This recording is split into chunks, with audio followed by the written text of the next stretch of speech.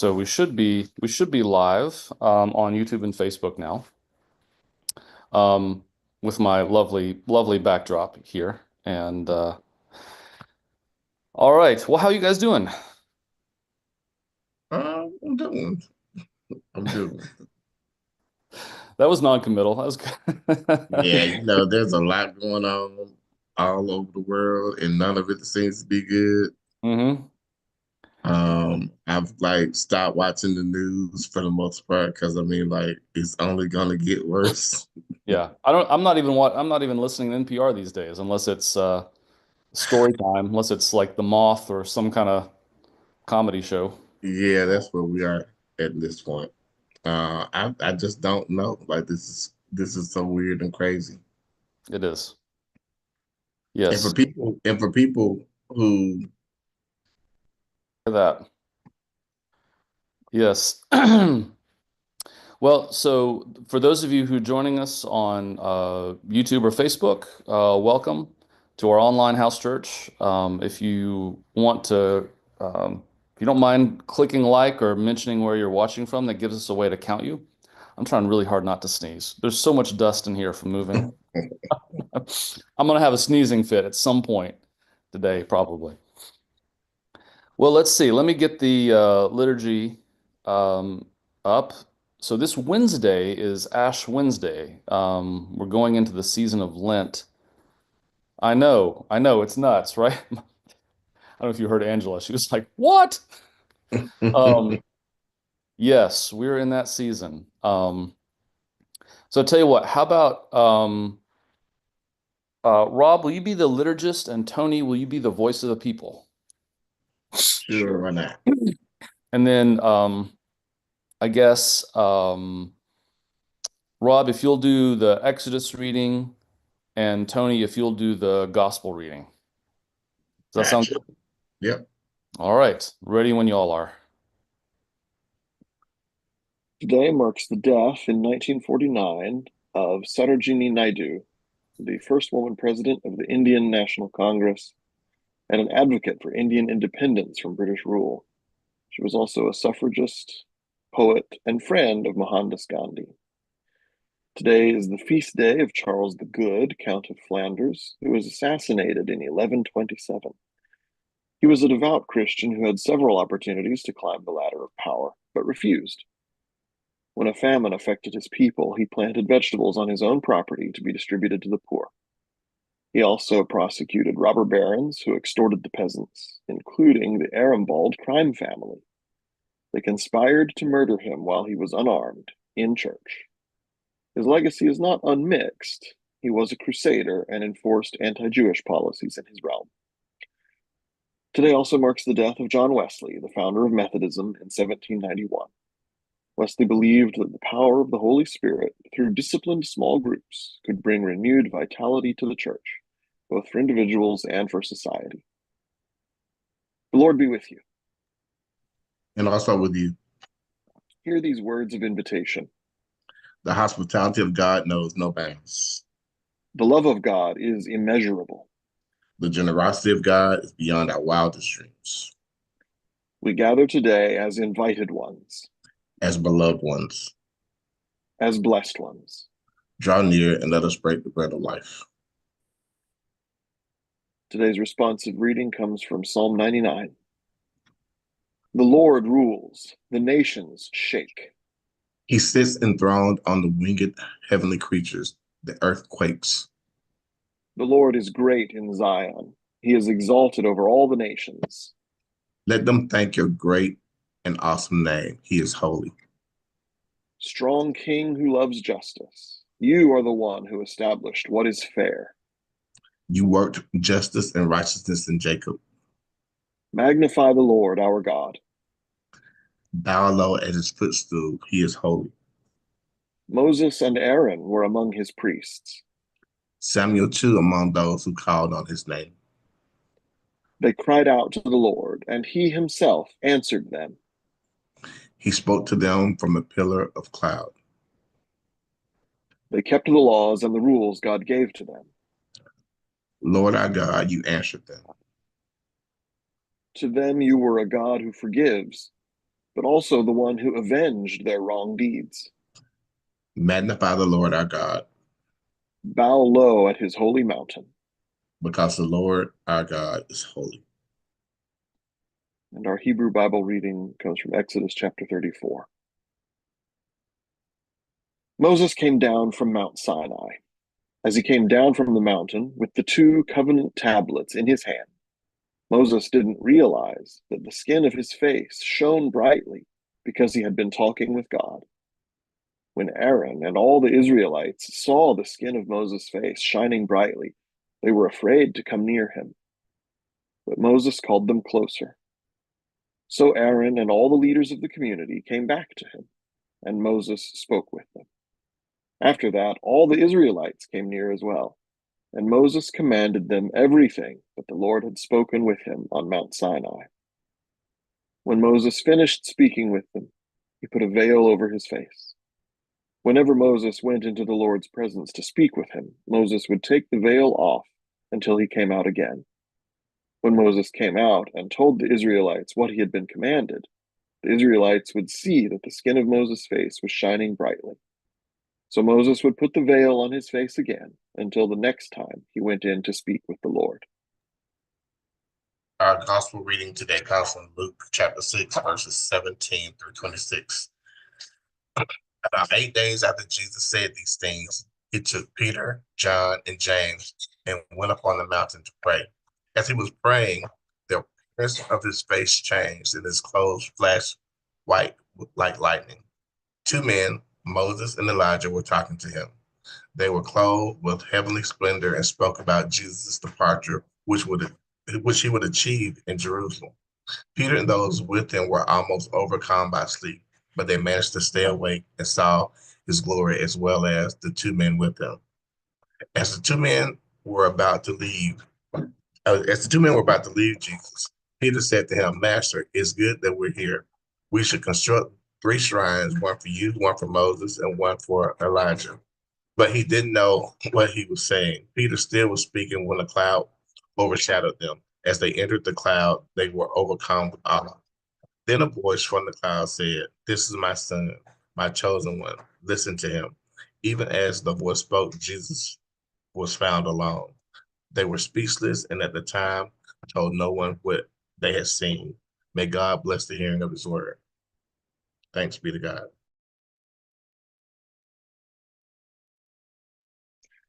Part of a poem by Sarojini Naidu called Harvest. Lord of the universe, Lord of our being, Father eternal, ineffable Om, thou art the seed and the scythe of our harvests. Thou art our hands and our heart and our home. We bring thee our lives and our labors for tribute. Grant us thy succor, thy counsel, thy care. O life of all life and all blessing, we hail thee. We praise thee, O Brahma, with symbol and prayer.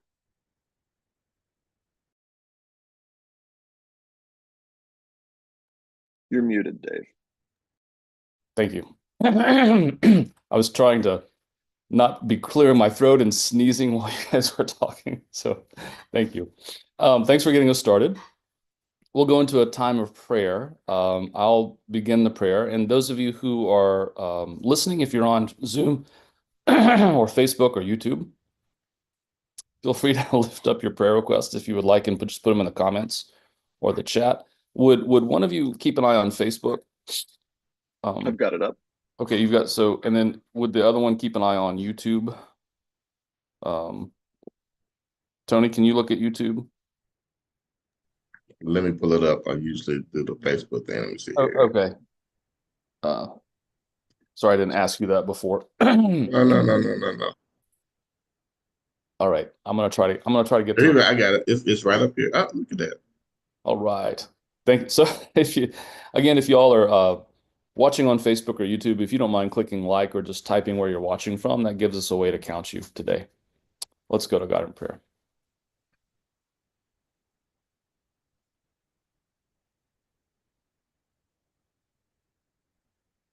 God, as our Hindu sister reminded us today, people of all faiths, all places, all backgrounds, detect your sacredness in all life around us.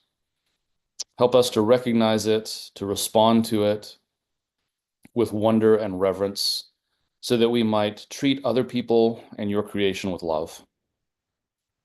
We lift up to you the world and its hurt and brokenness, especially at this present time in history where our country has thrown in its lot with dictators and oppressors, when people are astonished at the naked grabs for power and wealth that are happening on the part of those who are the richest among us. God, we echo the prayer of Jesus's mother, that you would pull down the mighty from their thrones and raise up the lowly. We long for your justice, God. We ask for you to make it manifest. We join ourselves in prayer with all those who are struggling or fearful today, for those whose homes have been invaded by a foreign power, whether those people are in Ukraine or in Palestine. God, for all those who have been driven from their homes, with all those who have been not only driven from their homes by war, but by the violence of the banking industry and the real estate industry. God, may we have solidarity with all those who long for freedom and healing. God, we lift up to you ourselves and our various concerns, our worries. We ask for you to give us peace, boldness, confidence, health, and perseverance. We are grateful for every sign of the kingdom that we see among us, for every working of peace, even no matter how small. And God, we lift up to you prayers, especially for people who are close to us in situations that are dear to us. And we also lift up to you prayers of thanksgiving. And I invite those of you who are listening to share.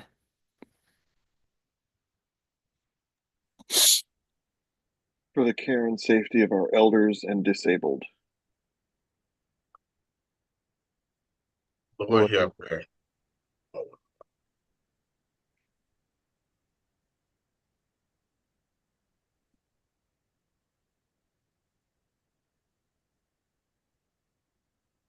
For caregivers, Lord, hear our prayer.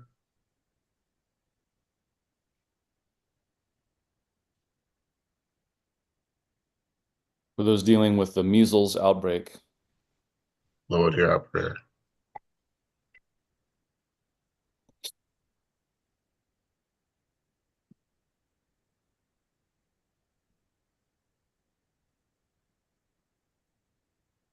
For displaced migrants, Lord, hear our prayer.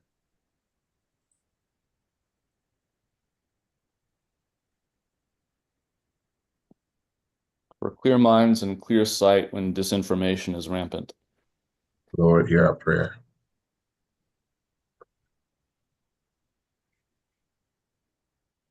For all who are incarcerated. Lord, hear our prayer.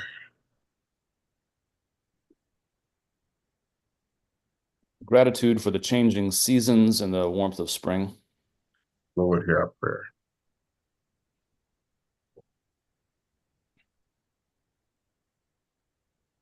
And gratitude for time spent outside.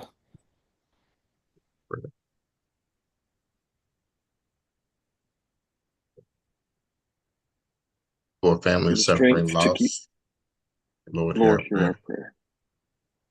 For the strength to keep the faith during these trying times. Lord, hear our prayer.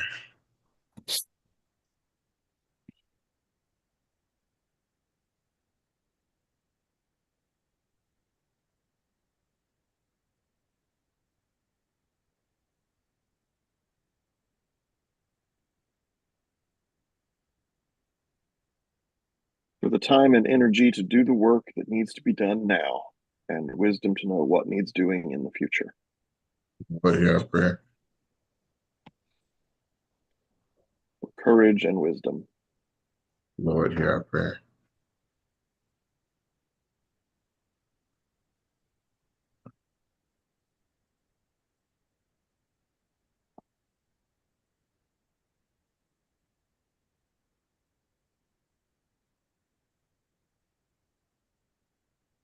Gracious God, for all the things that we've mentioned and for all the things that are unmentioned, we give you thanks that you hear the prayer of our hearts and that you answer. And we are grateful for the words of Jesus Christ, who taught his church and his followers to pray. Holy One, our Mother and Father, let your name be revered. Let your reign come. Let your will be done on earth as it is in the heavens. Give us today the bread we need for today, and forgive our sins as we forgive those who sin against us. Save us from the time of trial, and deliver us from evil. For yours is the sovereignty, the power, and the glory, now and forever. Amen. Man, I am trying so hard not to sneeze. I managed to make it through the prayer.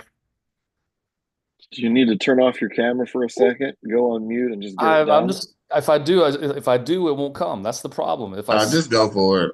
If I all right, let's go for the sneeze. It's just right back. We can't catch your COVID virtually, so I can sneeze right into the camera. It won't and no matter. one cares, right? I'll just wipe it. I'll wipe it clean. Just Sneezovision. just make sure it's dry. That's the matter. Well, so today we're beginning ready. The church season, Lent, begins this Wednesday. Lent is generally a season of fasting and prayer, getting ready for Easter. I'm going to go ahead and tip my hand about this. We don't have an Ash Wednesday service, but I want to suggest to y'all that the fasting and prayer we need is not the fasting and prayer of self-mortification. It's the fasting and prayer that people have always done in times of natural global disaster. And I think a good fast is a boycott. I think a good fast is thinking about what we take in, how we can reduce our consumption so that we don't fuel the systems that are hurting us. And I think that's a good place to start with fasting. And if I would also invite you, if you're not already, to subscribe to my daily devotional. I'm doing the Lives of the Saints this year. I started in January, and I'm going to do it for a whole year. And I've managed to do it for a month and a half and haven't gotten behind yet. So I'm feeling pretty good about that. But every morning at 6 a.m., the saints who either were born or died or other historical events that have happened in Christian history will come to your mailbox, and I do just a short reflection. I try to make it under 500 words, um, but I feel like we need sources of inspiration right now, reminders that we are part of a movement that is not new, but goes back thousands of years, back before Christianity, but that we stand on the shoulders of holy people who have been freedom fighters and activists and theologians and reformers and advocates um, from all parts of the world, all genders, all ethnicities, all backgrounds. Um, of course, I am talking about Christian history, and unfortunately, it's been white and male dominated for a long time. But I'm trying to have good representation as I talk about people who are my personal saints, and I'm not going by the saints calendars that necessarily. I mean, sometimes I'll read about what's going on in the feast days of the Roman Catholic Church or the Episcopal Church, but some of my saints are not on saints calendars because either they're not Christian or they're called heretics, but these are people from whom I derive inspiration. So I feel like we need that. So that's my daily discipline that I'm doing, and I would just invite you to take part in that during Lent if that appeals to you. You can find it if you look up "This is the Day" on the website Beehive. You'll find my devotionals. So that's what I'm doing to try to help people stay inspired. Thanks, Miriam. I will put your email address in the subscription. Excuse me. So today's scripture is getting ready for that season of Lent when as we start moving toward Easter. And this happens in the Gospel of Luke, the story in the Gospel where Jesus is transfigured, happens right as Jesus is making his Jerusalem turn. He's been on a ministry, and now it's time for a confrontation. And he is beginning to, instead of just doing his usual preaching tour in Galilee, he's decided to go to the heart of his Jewish faith and one of the outposts of the Roman Empire in Jerusalem, where he predicts he will be killed. Um, and in this moment, he goes up in this preparatory time, he takes his inner circle, Peter and James and John, and he goes up a mountain and he's transfigured in front of their faces. He changes. Although I think it's pretty safe to say he doesn't actually change. They see him as he really is. And that's part of where I want to start today. That I think what happens in this event is often called a theophany. Theo from God and phanos meaning light. So it's a light from God. It's sometimes you hear about an epiphany. A theophany is, oh, look, here's God in front of us. So they see Jesus as he really is. They have a vision of him standing there with Elijah, the prophet, and Moses, the lawgiver. And so I've used this image before. This is like the all-star, the Hall of Fame. Jesus, Elijah, and Moses are right there in front of them, and they see Jesus transfigured. Now, a lot of times, preachers make a lot about Peter's statement. He says, Lord, it's good for us to be here. Let's make 3 shrines, one for you, one for Moses, and one for Elijah. And oftentimes Peter is, showing like he's trying to hang on to this moment, but they have to go down the mountain and go to the cross. And that's a good sermon. That's not what I want to preach today. Um, I want to talk about the fact that they see Jesus as he really is. This cloud comes over, covers them, and they hear a voice from God. This is my beloved son. This is, by the way, a lot like when Jesus was baptized, and almost the same thing happens. The Holy Spirit descends and they hear a voice from heaven. This is my beloved son. So they hear the voice of God. This is my child. And they see him transfigured. Now, I like in the lectionary that they've paired this with the story of Moses going up the mountain and coming down with his face shining, because something about encountering God changes us. And I think part of the theology of the authors of both of these stories is that this wonder, this transformation, is part of what we're after. Like, the reason we believe in God is not just to have a series of beliefs. It's not just for comfort when we die. It's not just an afterlife thing. It's not getting your ticket punched so you can go to heaven.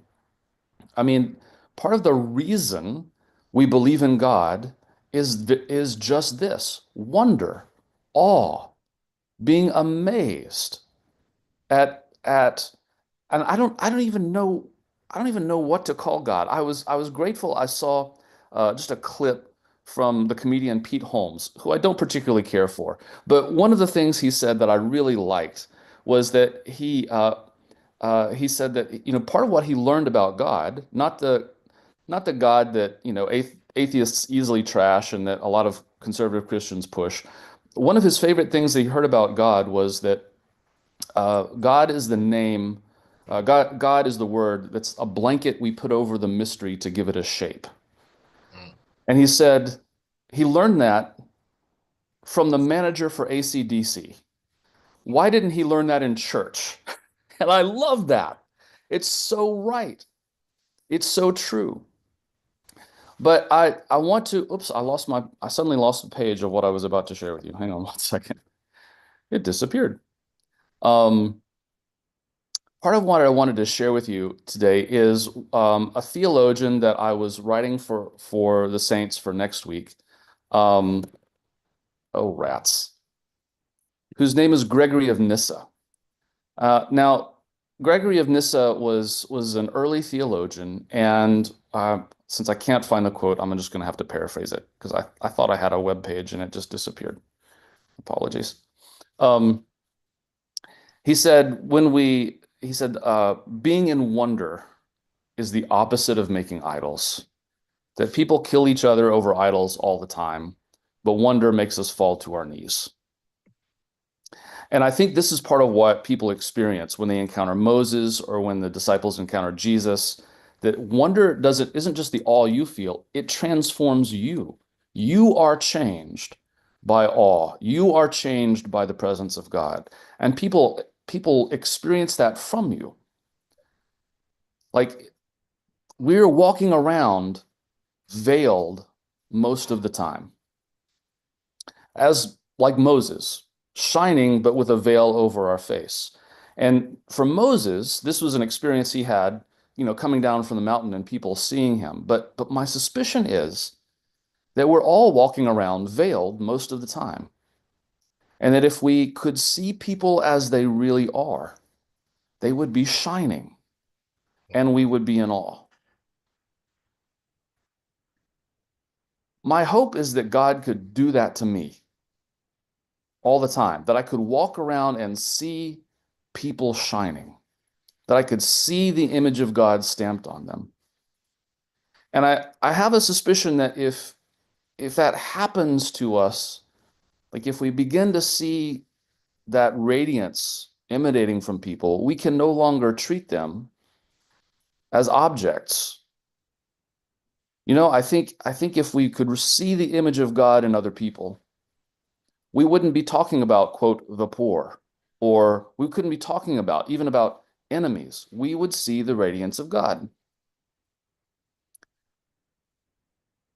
And I do wish we could, like Peter, build shrines and stay with that vision of who people really are, that we could see the truth of their spirits.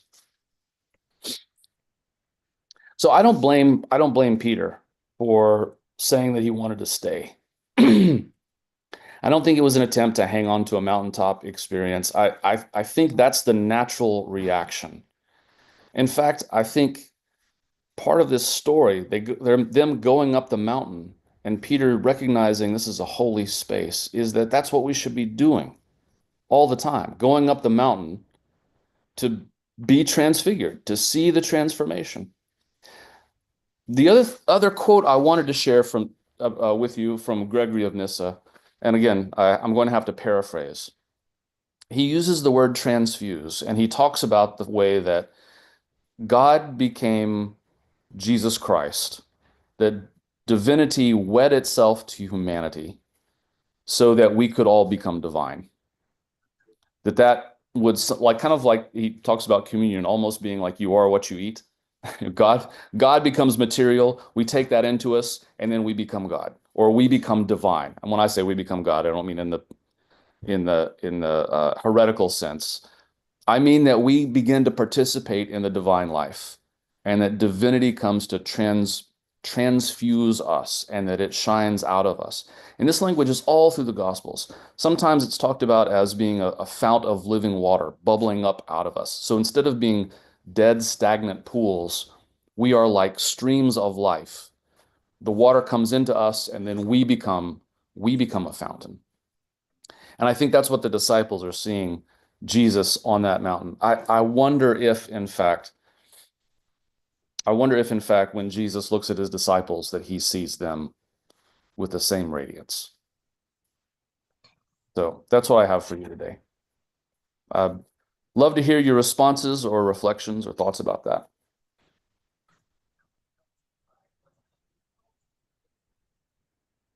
Hmm. I think it's interesting that this is about seeing people for who they are and it being good because right now we're not doing that. We're seeing Yeah. people who they are and they're actually horrible people.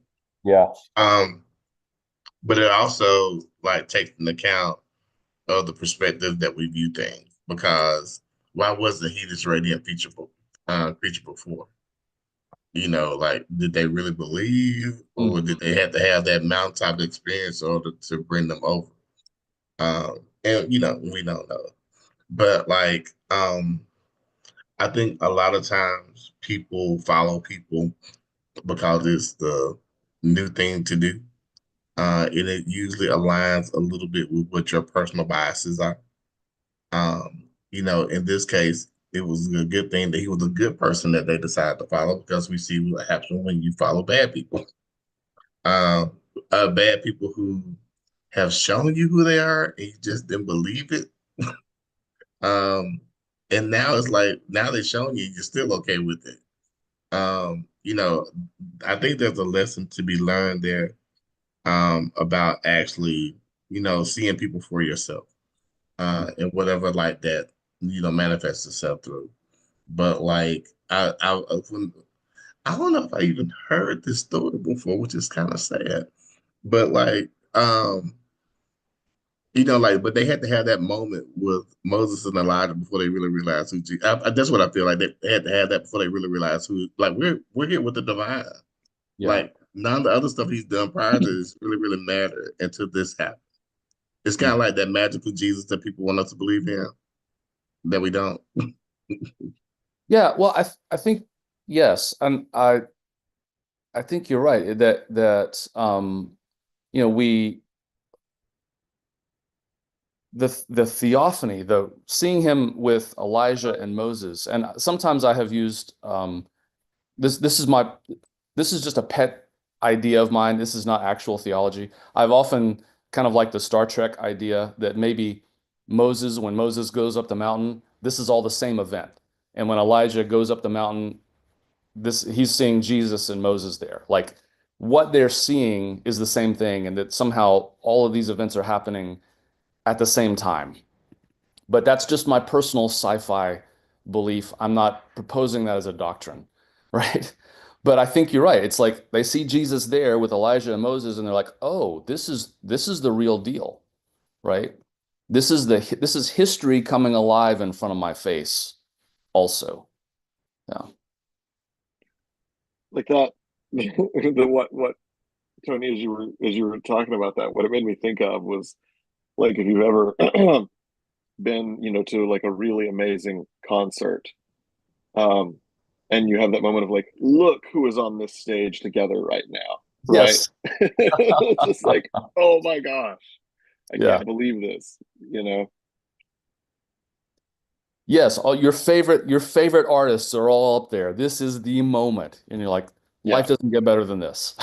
yeah, just one of those defining, kind of moments, and just like I can't believe that they're, together, Yeah. right? Yeah. Um, yeah, I don't know. Yes. So your that image of throwing a blanket over. How did you put it again? Yeah, I probably mangled the quote, but he says, God is the blanket we put over the mystery to give it a shape. Yeah, yeah. So this whole conversation and that image is making me think of a novel that I read on the airplane recently. So a children's Bible by Lydia Millett. Hmm. Um, really, really stunning and enjoyable. So I don't obviously I don't want to spoil anything, but I'm just gonna say like in a time of turmoil and crisis, um, what an amazing depiction it is of exactly that. Hmm. Like recognizing that blanket, and sort of deconstructing and reconstructing. Um, like the novel, I mean, it dramatizes, I think, what you've said many times, Dave, about the 500-year rummage sale. Hmm. Um, so again, I hesitate to really give anything away because I think the impact depends on reading it. Yeah. But I loved it. I loved it, Well, and so I'm adding folks it might to like to my pick it up. I'm adding it to my list right now of things Yeah, to thank you for that. Well, yeah, I wanted to go back to kind of what you were saying too, like that. Like, I don't think this message is irrelevant for the situation we find ourselves in, as you kind of pointed out, like all the turmoil that we're in right now, and the wisdom of of saints that we wish we had. Like I wish we had an MLK right now. I wish we had an Oscar Romero right now. I mean, for me, those are kind of like I wish we had a Dorothy Day leading marches right now, that those are the kinds of people that we long for. And I do think part of it is, um, that cloud overshadowing and saying, "Hey, this is my son, listen to him." I mean, this like almost like you've got what you need, kind of situation, right? I would love to have that kind of experience right now. I did find those quotes, by the way. I had to when Zoom restarted, I lost some of my stuff. But um, here's three quotes by Gregory of Nyssa, both of which are just like, for me, gut punches. He says, "Concepts create idols. Only wonder comprehends anything. People kill one another over idols. Wonder makes us fall to our knees." That's number one. Right? That's worth the price of admission right there. Right. The next one is this is also stunning. Moses' vision of God began with light. Afterwards, God spoke to him in a cloud. But when Moses rose higher and became more perfect, he saw God in the darkness.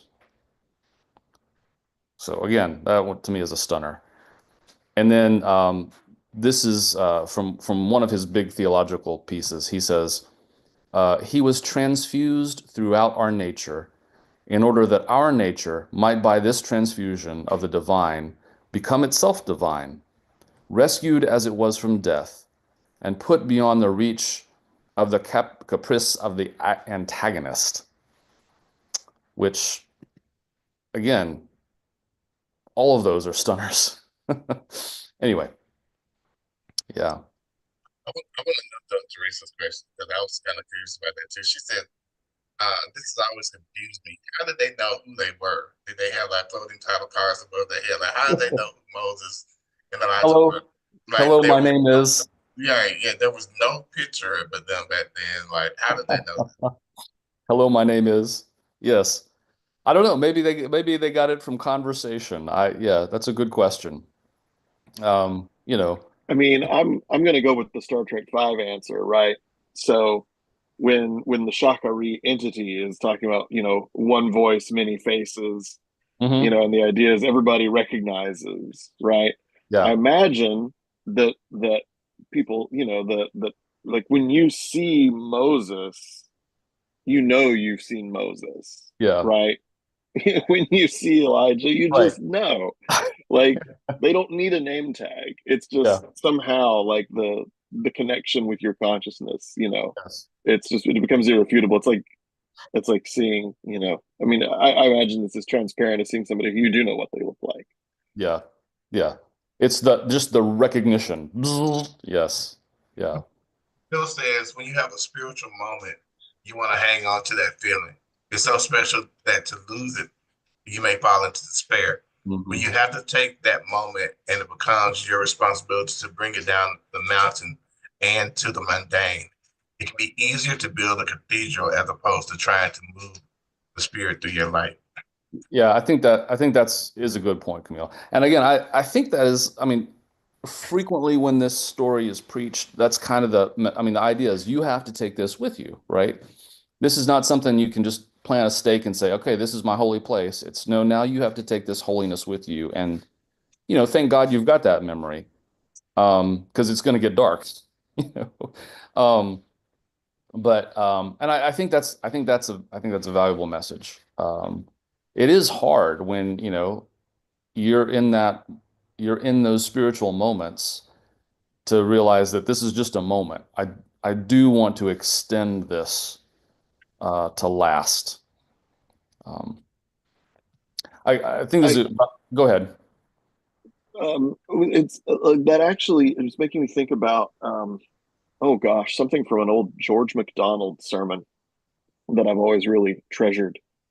He talks about how every person is like the high priest to a holy of holies that only they can enter Mm, and then come out with a blessing for the people, mm, right? And that I love that image of the particularity of each person's own spiritual Mhm. vocation, right? That because of your experiences and personality and everything, about you, like there's a particular blessing that it is Mhm. your job to convey from the divine to everyone. Yeah. And if you don't do it, that job goes undone, Hmm. right? And so I like the idea that's a conceptual bridge from the mountaintop experience back into the world. Recognize that you have a role, that you're not just leaving and it's sad, but actually you have a vocation. Yeah. No, I think that's powerful. And I think it also ties into that, Moses mountaintop experience. And when he comes down to the people, they recognize, oh, he's changed, and there's divinity radiating from him, like radiation. So much that we need to like handle it with gloves and um that yeah, I mean when I've encountered that stuff, that's the way it feels. Like someone comes back from a spiritual experience, you almost or is telling you about something. I have had these moments where it's almost like I get a contact high. You're telling me about your experience and I'm transported. Like I feel like, oh wow, we're having a moment right now. Like this is a spiritual moment. Those are powerful, powerful experiences. Yeah. And I think that in a way it's terrifying too, that people might be afraid of that and respond with fear rather than to say, oh, look, he's all spiritual. That it would be, egad, that's scary. Cover yourself, you know? I mean, I think we do see people responding like that, Hmm. right? I mean, there's because on the one hand, there is this invitation to a better way, a more connected life, right? That is empowered in the divine and that values, each other and values all things and wants to live in justice and harmony, right? But I mean, people can, have been so spiritually tortured and distorted and demented that they don't respond to that. It makes me think of the old saw that the gates of hell are barred on the inside, Right. Yeah. right? And of course, Hmm. I'm not literally talking about hell in an evangelical eternal conscious torment sense, but conceptually, yeah, I Yeah. think that happens. Yeah. People lock themselves into a grim, miserable, spiritually impoverished, disconnected reality. Mhm. And when they're inside there, you know, everything they're looking through when they see out, it's all distorted, and they're scared of empathy. Mhm. They're scared of justice. Yeah. They're scared of mercy. Yes. Um, Absolutely. When you mentioned that, it kind of made me think of like HIV stigma and Mm. how it keeps people trapped, and mm, we are afraid of empathy from other people because somehow or another it kind of reveals your secret that you don't want people to have. Mhm. And then the other thing that I thought was interesting that you said about us not having MLK or Dorothy Day, they weren't who they were back then. Kind of like Jesus wasn't who he was, Right. and we may have them, we just may not know who they are. mhm. Yes. You're right. It's only in retrospect, right? I mean, just like Jesus, you have to get killed before they recognize your divinity, before they recognize you as a prophet almost. Um, because they most people didn't, yeah. He was not revered at that point, right? Um, I think that is the trick. It's only in historical consciousness that we say, oh yeah, these people were saints. Before that, they're But you just know called. what? That's actually, to me, that's a really hopeful thing. Hmm. So I was reading something recently, and this like blew my mind. Okay, was talking about, well, it really kind of goes back to like Disney princess theology is something Yeah. I've seen it called, right? The Yeah. the idea that Americans, we have such gigantic main character syndrome, and we think each of us is the hero of the story, right? And Right. so Mhm. when we engage with like the contemporary moment where what's really needed is so much solidarity, right? Mm. Yeah. We struggle to situate ourselves in that. And then, when you're shaped by an evangelical theology, you come to the Bible, you know, like you never read America as Egypt or Right. Tyre or any of Right. these places that come in for indictment. You always just think, oh, America is Israel. Mhm. I'm Moses. This is fun. Yeah. And it's delusional. Yes. And so the thing that I read, it was talked about, and I'm not going to be able to do justice to it. So this is my gloss, right? Like this is the thought that has now given me a different perspective, and honestly, a certain amount of really surprising peace. It was to embrace your supporting character energy Hmm. and recognize that, like, you may not even know who the main characters are going to be, right? We're talking about wanting to know who the main characters are, right? If Hmm. it's not Hmm. me, I need it to be MLK. I need it to be Oscar Right. Romero. I need somebody to follow, right? Sure. Sure. And it's like, well, actually, to be a supporting character, you don't even need to know who the main character is because you're only in a few scenes of this movie Right. anyway. Right? You don't have the whole picture. Right. Yeah. Yeah. Supporting character energy and really just focus on what can you put your hand to, right? What blessing can you bring? Hmm. Um, what plow is there for you to put your hand to? What signal can you boost? What person can you help, right? Um, you're not, because it's that motivation to Hmm. seize the reins, right? And be like, haha, I'm going to be Paul Atreides riding the worm. And it's Right. like, no, you're Right. not. There is no Paul Atreides Right. riding the worm. Right. Well, and I think that that goes hand in hand with things like we are the body of Christ. Like the whole idea is, well, now guess what? Not just you get to be Christ, we get to be Christ. And it is a Yeah. collective, or the next Buddha is a Sangha, that it's the community really that is going to be the thing that changes The stuff. mitochondria is the powerhouse of the cell. Right, there we go. Yes. Yes. Be a mitochondria. Matt, like, yes, I'm have Just feeling one. wrinkle in Just be time one. energy there. Yes. Yeah. Yes, Tony, you got your hand up. Yeah, Camille says so much of the turmoil we're in right now is because people who are afraid of seeing the light in others. They Mhm. want to be the chosen to see the light. It is easier to follow someone who can promise they will provide a light and allow people to live in the dark. Hmm. Thank you for that. That's good. Yes, Camille. Yeah, I do think, I think part of what we're pointing to is our need to have a Messiah figure sometimes is part of our sinful nature. That we celebrity culture. It becomes celebrity thinking instead of instead of activation. Yeah. Um, would someone read Teresa's comment?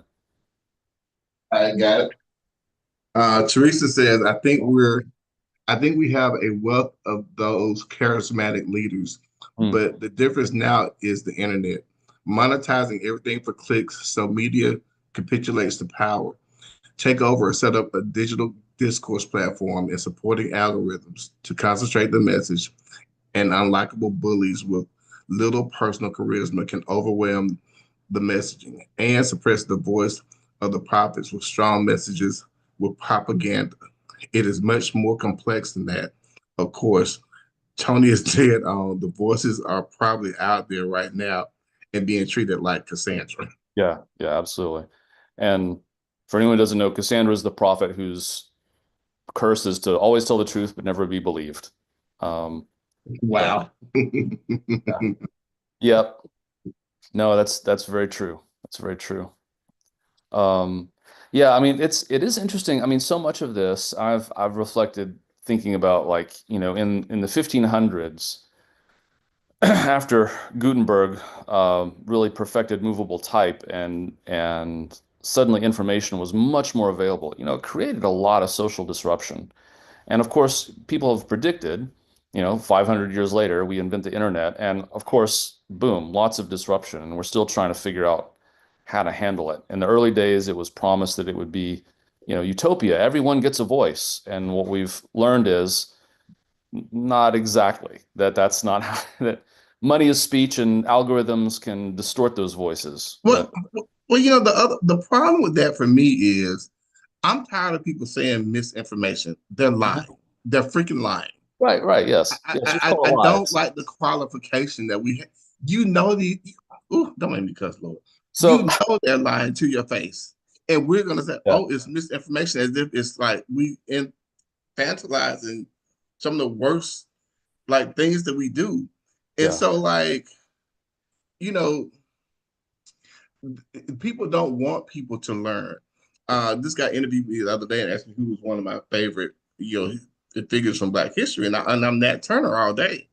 End up Mhm. did not working well for him, but he wasn't gonna sit there and take it. And Mhm. the problem that they had with him was he learned how to read, Mhm. and once he learned how to read, the little picks and scraps that they were giving him from this Bible thing meant nothing because he had the full Right. text, source of the text. So Yes. like when I see what they're doing right now, they they rely on people being stupid. And I'm tired of people saying, well, stop calling them. They are stupid. They're either Mhm. stupid or willfully ignorant Mhm. and Mhm. intellectually dishonest. There's no other way around this. Yeah. There's Yeah. no other way around it. Because Well, you can tell me that you're voting for someone who's about to take your job. And they're okay with you suffering during this process, and you're kind of okay with that. It's kind of like when mhm. they were like, "Oh, my grandmother would surely die not to have this COVID vaccination just to prove a point." Also, now we're killing grandparents now. Yeah. Yeah. Yes.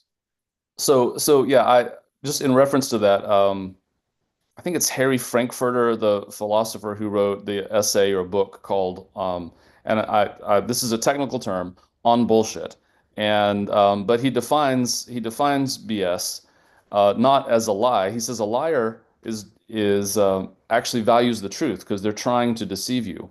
But the BS artist doesn't actually care what the truth is. The whole idea is to create a situation where the truth is almost irrelevant, right? Yeah, and I do think that's internet has magnified the BS quotient quite a bit. Yeah. Um, but so I want to go back to so the opposite spectrum from BS is theophany, a revelation of who God is. And God says, "This is my beloved son. Listen to him." And I think part of like what we're talking about, that whole like that's the I cut through the stuff and listen to this guy. And how much would be different if we actually listen to that guy? You know? Yeah, yeah. Other thoughts or comments? I mean, there's a couple thoughts in the chat here. Camille, sort of puts a quotation in the mouth of Yeah, this, person you've conceptualized, saying, "My ignorance is equal to your knowledge." yeah, And Teresa points out, many people will willingly harm themselves to hurt someone they hate. This is very clear right now. yes, It's been going on the whole time. yeah, yeah, It's been going on the whole time. yeah. Um, well, as we kind of come to the end, toward 11 o'clock, I wonder, as you think about kind of going into a season of Lent where, and I would emphasize this not so much as Lent, not as flagellating yourself or beating yourself up for being a sinner, but spiritual disciplines that help you receive the truth and be nourished by it. And that's kind of how I'm interpreting fasting this season. As I said, I'm really trying to deliberately slow down my consumption of things.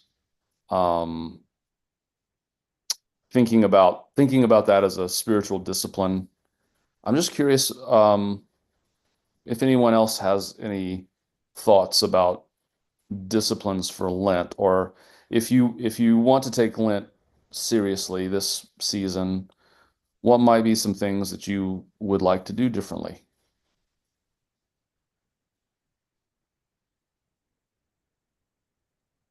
I think I'm gonna fast from bullshit. Yeah, that's a good plan. Yeah, Teresa says fasting from overconsumption is good for us in the long run. It's just an adjustment. yeah, yeah. Yeah, I think especially where as we've seen like with the whole DEI fallout, right? So we kind of did an audit of like what companies are getting our money and which ones do we not Hmm. want getting our money, right? Hmm. It's great to see the protests at Tesla dealerships and stuff, right? Yeah. So, I think yeah, there's that like Hmm. Oh, fasting from they're taking a beating. overconsumption. Yeah. And there's fasting from like find ways to meet your needs in ways that better align with your values. Don't Hmm. just take for granted that the only way to obtain something is from a person who or a company or what have you that is Yeah. actively undermining the good in society. Yeah. Yeah, I'm trying to think of ways to be more generous and live into a gift economy where we can support each other. I'm trying to think, ways where it's just not, we got chickens, so I'm thinking about giving away a lot of eggs. Let me tell you Especially. this, that today, well, my front driver's side tire has been going down. And I Hmm. realized there was a nail or something in it. And this is my company car, so they want us to take it to Firestone, place like that. But you know what I did? I went to one of those Hispanic-owned tire shops Yes. and got it checked out. He found it. It was $8 to fix it. I gave him 20. All right, take this. Man. Yes. That's exactly the kind of thing. That's exactly the kind of stuff I think we need to be doing. Yep. Find the people who actually need the money and can do it better. Absolutely. Um, I think that's my Lenten discipline this season, and hopefully not just for Lent. Um, And Rob, would you share your list of people who you think we should be boycotting as well? I don't even have a list of who should be boycotted. I found a list of companies that were still supported, still like they were holding the line on their DEI programs, Mm. and so it was like, okay, make sure. So I mean, it Yeah, I'm was gonna have to get a Costco stuff card like now. right. It was Costco, Kroger, Verizon, Alaska Airlines. yeah, yeah, Anyway, I can try to find that list. yeah, Because basically my thinking is if you're not on that list, you don't get any money. Target is definitely not on the pro DEI list. yeah, yeah, yep, yeah. That They that they, question they was caved asked in the early. chat. Yeah. Yeah. I'm not sure what you mean, Miriam, about you asked, hasn't everyone gotten rid of the drive-through window? I'm not sure what you mean by that.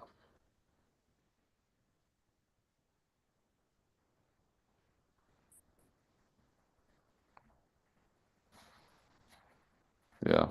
Hey, we missed a couple comments up here. Um, Camille said, what's really hard is to deal with how the gospels have been translated to support the dark. Mm. Republicans just came out and said that the gospel doesn't align with the president's agenda. It must be wrong. How Yeah. stupid. See, that's stupid right there. That's just ignorant. Yeah. There's a lot of that right now. Um, yeah. Teresa also said that February 28th protests may have been small, but I'm seeing people actually examining their purchases now. So many people realize that Amazon isn't the cheapest option. Hold on, somebody just put something else in here. Isn't the cheapest option? It's just what we become used to, and Nestle. Yeah. So I want to highlight also that Teresa points out. So St. Junia has a Discord server, Mhm. and she dropped a link in the chat if anyone wants to use that, and uh, I can go post that on our Facebook page also. But since we're drawing up on 11 o'clock, we're gonna need to wrap it up. Let me go ahead and pull the liturgy back up on the screen. And Rob, if you'll do the closing prayer. O Lord, may nothing dwell in my soul but your pure love alone. till my every thought, word, and act be love. Yes, Lord, may your love possess me whole. You are my joy, my treasure, my crown. Amen. God is love. Nothing is wasted. All things shall be well. Go in peace. All right, so thanks again for those of you who have joined us on our live stream on Facebook and YouTube. I'm going to stop the stream, and if you're on Zoom, you can still